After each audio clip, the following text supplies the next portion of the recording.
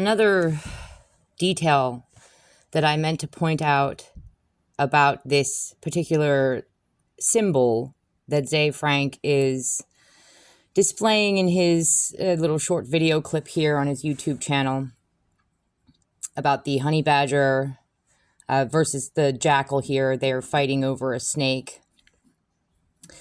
I already made the point that the jackal is pretty much the same as a coyote, and both have been used in different belief systems to symbolize the devil. I wanted to also bring your attention to the coloration of both of these animals. So a jackal or a coyote is typically more of a gray color. It's blended, a silvery color, sometimes and perhaps even with a slight tinge of red to it. You can see that here. The red is also significant in the, quite often the trickster or the devil archetype will also be represented with a fox. And foxes are quite often red or gray. So there are silver foxes, there are red foxes. But the overall coloration of the coyote, the jackal, and or the fox, which are all representations of the devil, is a blended gray, silver color, perhaps with a tinge of red. Whereas, make note of the coloring of the honey badger. The honey badger is a much more stark black and white. So I understand that in nature, the intricacies and details, yes, the honey badger is going to have a little bit of gray. But if you were to, let's say, break this down into a cartoon version of these two animals, you're not going to show every little detail of every little, gradient of color in their fur. You're likely going to just assign the honey badger black and white. And they're very distinct. The colors would be very separate. The body would be mostly black with white fringe. And the coyote or jackal would likely just be mostly gray. So what does this mean? And what does the snake mean if you break this down? So the jackal, the coyote is the devil, as I've already said. The honey badger would then represent the opposite of the devil, God. Why? Well, the coloration is important here because the honey badger has very distinct black and white. It is not blended with gray. Very distinct black and white, but the coyote is blended gray. It is the combination of black and white. That's how we get gray when mixing paint colors. So the honey badger, in that the black and white are very distinct and separate, they are not blended. This represents boundaries. God represents boundaries, rules, laws, not just laws of the land, not just government laws, moral laws, ethical laws. Remember that the devil wants to be free. He doesn't want to be bound by any rules or laws, and that means he does not want to be bound by the rules or laws or boundaries that we impose upon ourselves with having morals, ethics, empathy, compassion. So, for example, a good person who has empathy and compassion would not need a government law to tell them that they should not kill a human being or that they should not betray a child and engage in a sexual relationship with them forcibly. It would be force every single time if it's a child. Even if you manage to sneakily convince the child that they wanted to engage in such an act, they're too young to consent or to fully understand what they're doing. So you are tricking them, and it could be construed as just being force. So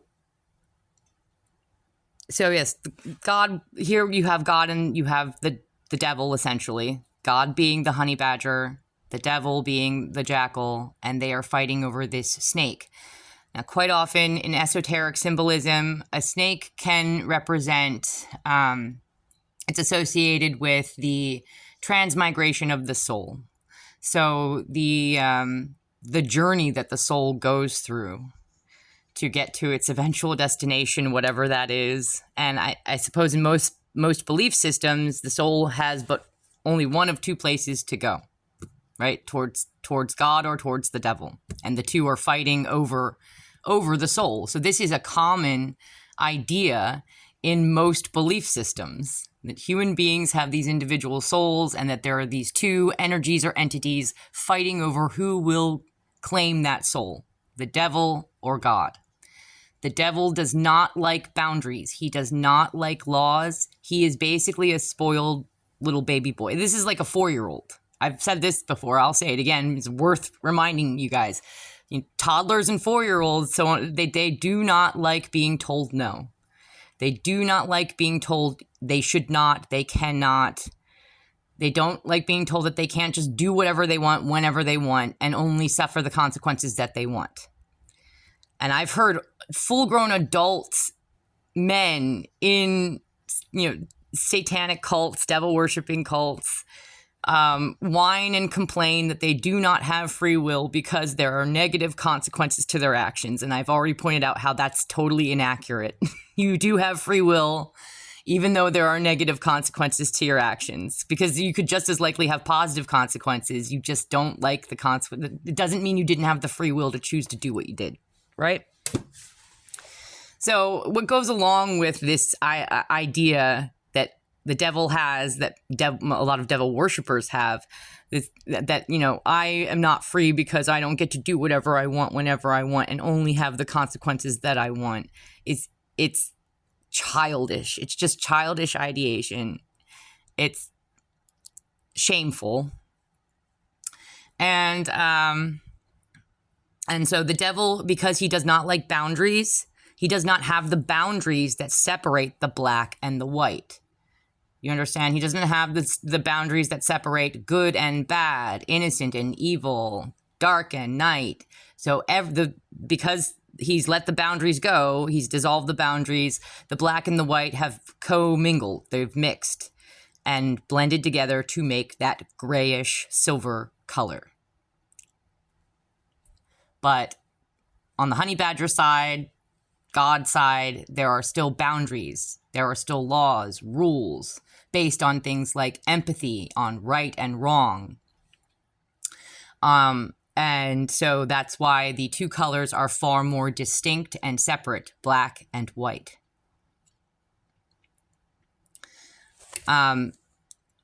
Keep in mind that symbols, just like this one, all symbols represent a number of different things. They have layered meanings.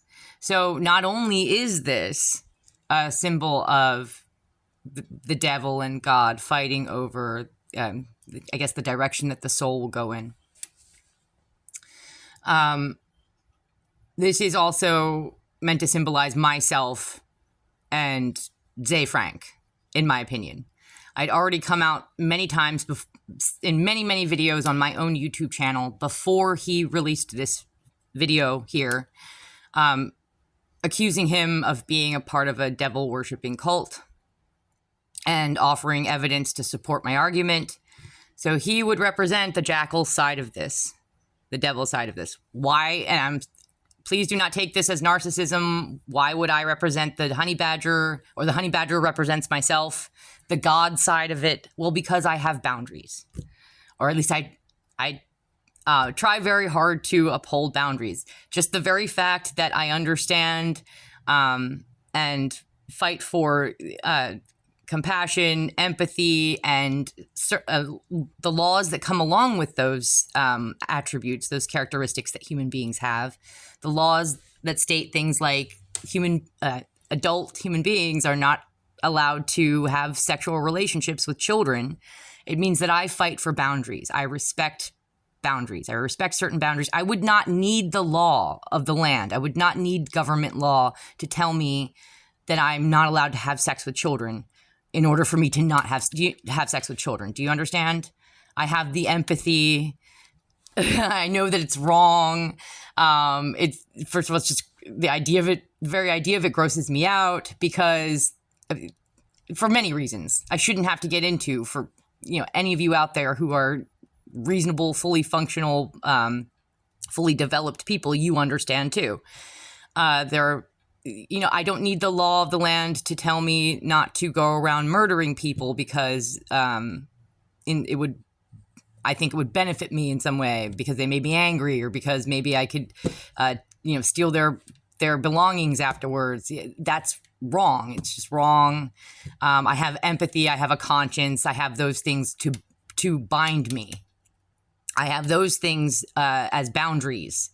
So it's nice to have that little added extra government law because, again, there are, unfortunately, people out there, they barely qualify as people, in my opinion, that do not have these boundaries called a conscience and empathy and a sense of right and wrong. They don't have those boundaries. And so we must have government laws to impose upon those people, or they would just go around and do as they please and hurt whomever they feel like hurting. So they do need to have negative consequences brought against them, which is why it's for you libertarians out there, it is necessary to some degree to have some form of government. I'm not saying it should be as powerful and as out of hand as most governments are these days, but some form of government is necessary because we must keep in mind that not everyone is the same, that while most of the human population does have empathy and a conscience and the ability to control themselves and place boundaries upon themselves for the sake of avoiding unnecessarily hurting other people around them, there is a portion of the population that does not have that ability. And the only thing that stops them, makes them think twice about going around harming people to get what they want, is the threat of negative consequences being brought against them by a government. If they break the laws of the land, the laws that the government has put forth. So yes, and for those of you who are saying, well, then maybe this isn't him flirting with you. Yes, it is, because he could have offered any number of symbols. You understand? He could have represented this in any number of ways. He did not have to liken it to the romantic scene between Lady and the Tramp, where they're fighting over the noodle. They weren't really fighting over the noodle. They were on a date. They were both sharing the noodle, and it ended with a kiss. It was a romantic scene. He didn't have to liken it to that scene at all. He didn't have to use this scene of the honey badger versus the jackal at all. He could have represented this struggle between the devil and God, struggling over the soul, in any number of ways. And he also he didn't have to liken it to the Lady and the Tramp scene. You understand? He chose to do that. So he's the one who added the romantic element to it. Remember, Hosea Jan Frank, Ze Frank, studied neuro-linguistic programming at Brown University. Neuro-linguistic programming is influencing the mind and the thoughts of other people, and even the possibly even the outlook of other people, the beliefs of other people, the feelings and emotions of other people. All that is wrapped up in influencing someone's mind. It's influencing the mind with words. Neuro, mind, brain, linguistic, words, programming. Okay? So he's educated in this. He's very experienced in this. I'm sure it was a part of his job as president of BuzzFeed